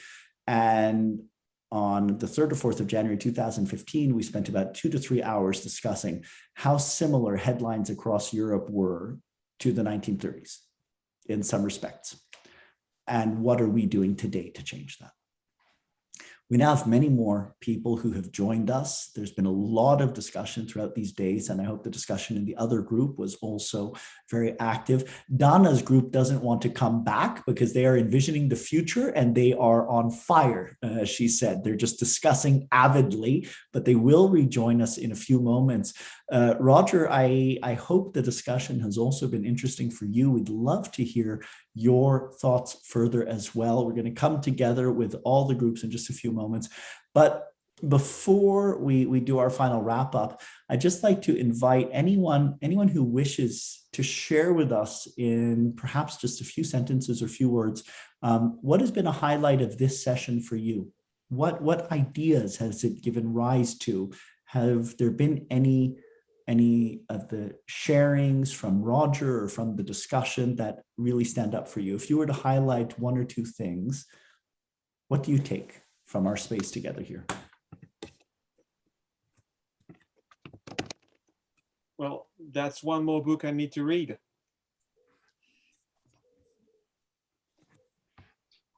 Eric, come visit us. We've got a Gandhi Peace Library here at the Institute, and it's filled. We had Susan George, who teaches in Paris, and many of you may know her, but she visited us years ago, and she just fell in love with the library. It's small, but good. How about from others? Ideas, topics, anything that for you comes out from this session? For me, it's like a little bit more general, like when when Roger was talking about all the different reasons and sources of populist movements. Sometimes that's why I thought it was good that we talked about pessimism. It makes me sometimes very pessimistic or like a bit like overwhelmed with all the information. But what I take out of it is in general that it's so good to understand and to really look at it and to really see, okay, why does this happen? How can we like understand like a person like Trump like in detail and why people voted for him? And I think that is really important when you try to design policies to prevent or to work against these populist movements. And so I think it brings for me more understanding, which is very good. Thank you, Julia. And would anyone else wish to? For those joining us now from the third group, we've just asked a question. What have you taken from this session? What ideas, what reflections of your own, what discussions or comments, either from fellow participants or from Roger, anything that stands out for you, any highlights or anything that has been interesting or innovating or inspiring for you?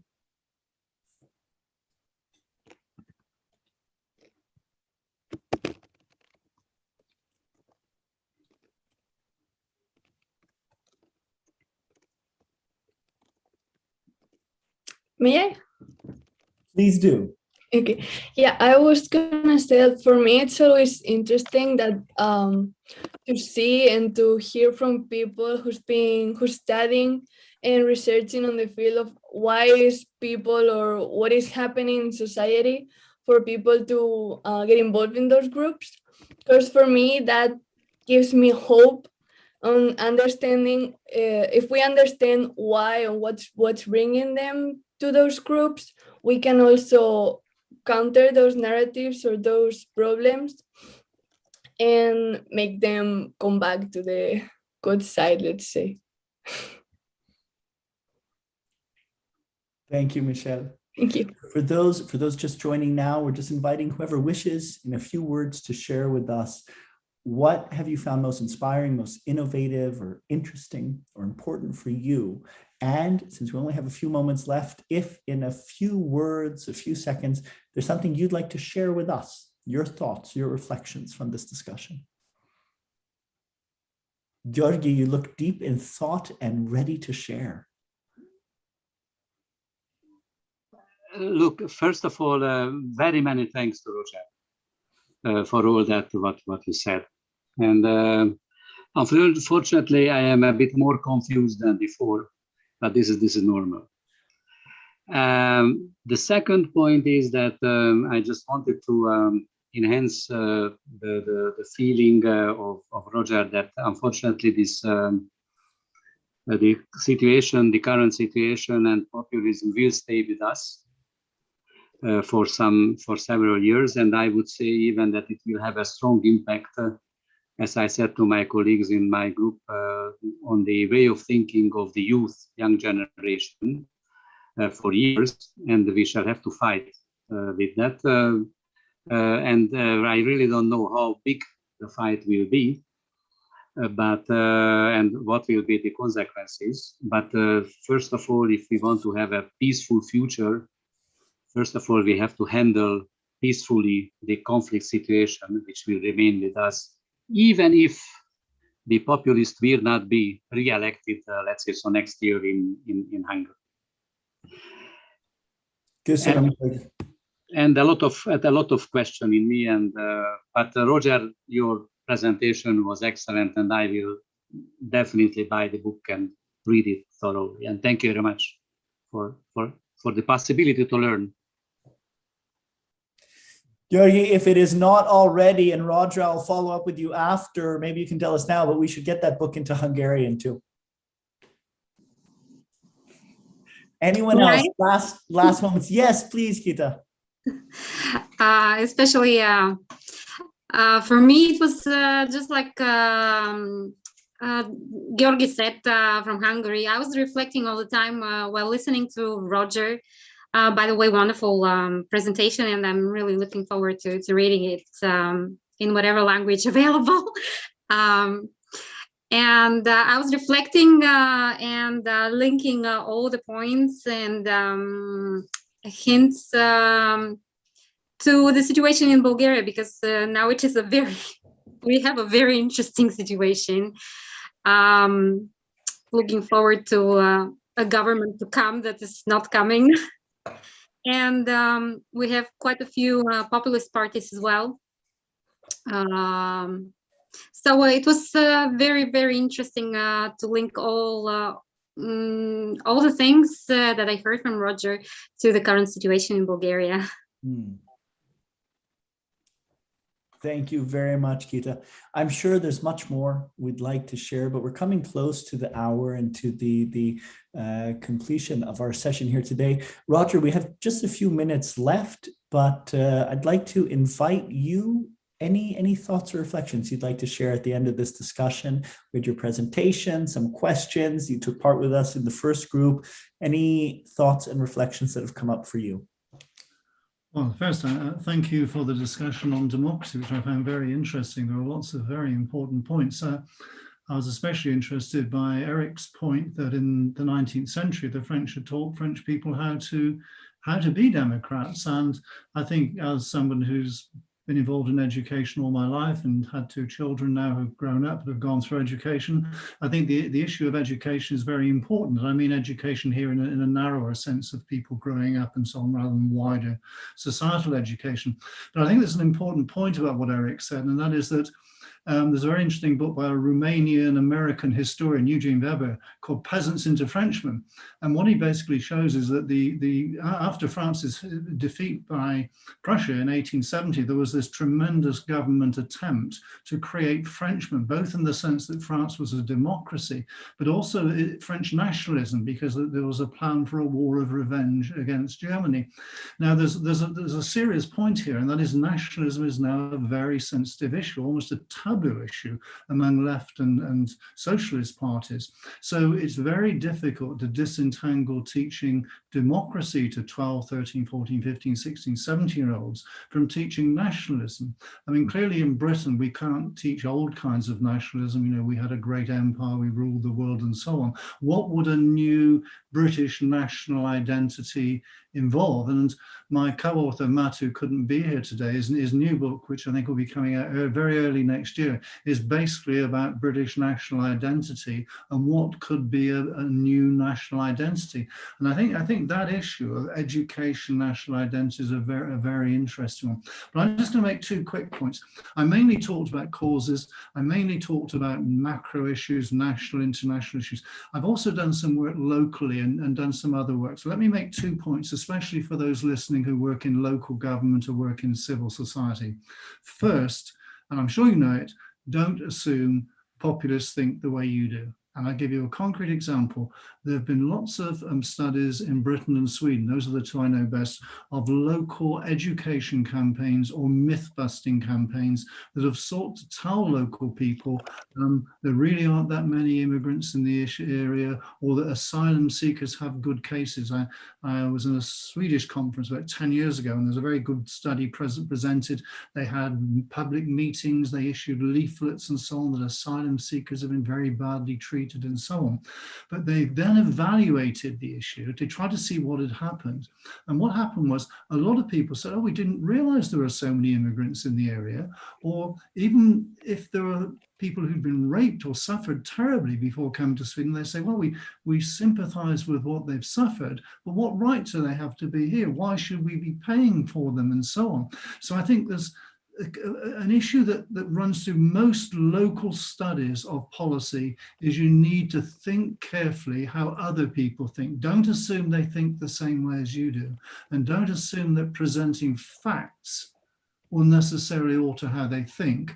And then when you've set a policy up, evaluate it, try and work out what it's done or what it hasn't done, be honest about it, and try and spread your results so that best practice is spread not only in your own country, but in other countries, because there's a lot we can learn from countries that have, over a longer period of time, have relatively large immigrant or minority communities like Britain and Sweden. Thank you so much, Roger. We are right on the hour. I'd like to thank everyone who's joined us, also so many that have taken part throughout all of the events through the first 3 days of EUPrevent 2021. Roger, thank you so much for being with us. This session achieved exactly what we had hoped for, bringing the deep work that you and Matthew have done in national populism forward and into our discussions here. And I hope also that the groups which everyone has taken part in have been rewarding and interesting for you as well. For those who have the chance, we'll be coming back tomorrow in a special session where the projects which have actually organized this conference are all going to come together and share learnings and lessons from their work over the last years and reflections on where we go forward. And then we'll have our final session on charting the road ahead, which is really looking at how do we go forward from here. I'd like us not to end, but to move forward from here with 2 quotes, which it hasn't been an event with Patrir unless we share them. One is, caminante no hay camino, el camino se hace al andar. Traveler, there is no road. The road is made as one walks. The other, which has long been one of my favorites, it's a saying from Guinea-Bissau and Cape Verde from the struggle of the PIGC there against Portuguese colonization. Monapas que grande a canatapa cheo. No fist is big enough to hide the sky.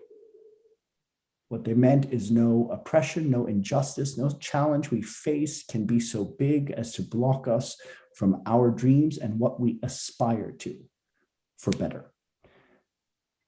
If we want to know what the future will be, it's up to us to step up and to get involved in shaping it. Thank you everyone for your participation. Roger, thank you once again, a particular pleasure. Wishing all a good evening, a healthy evening, a COVID-free evening, and looking forward to all we do going forward together. Thank you very much. All the best. Thank you very much. Bye-bye. Bye-bye. Have a nice evening.